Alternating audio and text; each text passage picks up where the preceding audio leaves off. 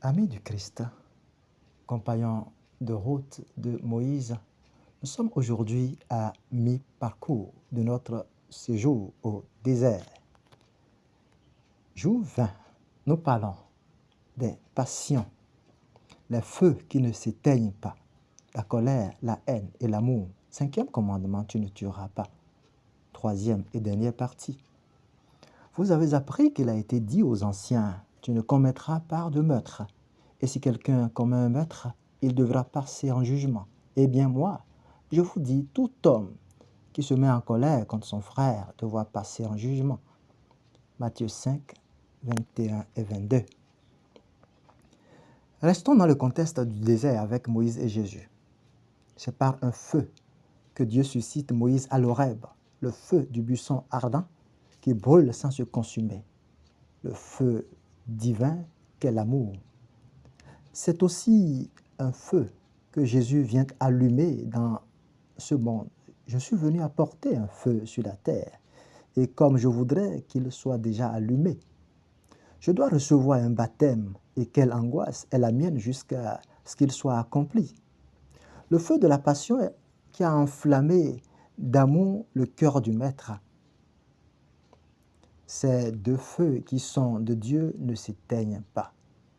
Le feu ardent est le précurseur qui a conduit Moïse au désert, ce feu doux et fort pour porter ce peuple récalcitrant à la nuque raide, aux murmures incessantes et agaçantes.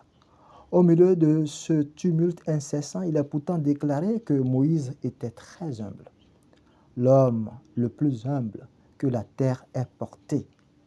Nous soulignons ici la maîtrise de soi et la patience de Moïse qui naissent de son contact avec Dieu. La colère aussi est un feu, mais celui-ci brûle en consumant avec une ardeur irrésistible. Un feu de brosse en saison sèche ne laisse rien sur son parcours. Quand un incendie se déclenche dans une concession, dans une maison, elle brûle la maison avant de s'étendre au voisinage avec des langues de feu immaîtrisables portées par le vent aux dégâts vertigineux. En clair, ce feu-là, quand il dure, échappe au contrôle de son foyer, de son émetteur. La colère ne pagne par la personne qui la déclenche et qui la manifeste. Elle ébranle ses assises, brise sa sérénité et détruit de l'intérieur la personne qui la porte. La sagesse biblique voit juste en disant que celui qui est lent à la colère fait la preuve d'une grande intelligence, tandis que celui qui s'énerve facilement proclame sa folie. Proverbe 14, 29. Moïse au désert nous enseigne aussi que Dieu est lent à la colère, mais ardent dans la passion. Les dégâts de la colère sont dévastateurs dans les relations humaines. Que de couples ne sont-ils pas brisés sous le coup d'une colère? Que d'amitiés consumées et brisées par le feu fumant de cette passion? Que de chiffres d'affaires étiolés par l'étincelle de cette colère? Ce mal a sa racine au-dedans de l'homme comme les autres passions. C'est du cœur de l'homme que jaillit ce sentiment passionnel et pulsionnel. Matthieu 7, versets 20 à 23. Saint Jean Cassien et Saint Grégoire le Grand, dans leur discernement, ont amené l'Église à classer la colère parmi les péchés capitaux parce qu'ils sont générateurs d'autres péchés, d'autres vices. Le péché de Caïn sur Abel, son frère, est de ce ressort. Ce péché de sang qui crie vers le ciel, comme le péché des Sodomites, la clameur du peuple opprimé en Égypte, et pas seulement en Égypte, partout sur la terre. La plainte de l'étranger et de la veuve et de l'orphelin et l'injustice envers le salarié, ces péchés-là crient vers le ciel. CEC 1867. La colère de Caïn l'a rendu homicide et fratricide, comme Hérodiade qui a réclamé et obtenu sur un plateau la tête de Jean le Baptiste. Voyez quel petit feu embrase une grande forêt. Jacques 3, 5. Quand Dieu vit la colère monter du cœur de Caïn et envahir son être, il le mit en garde de ne point nourrir volontairement ce péché.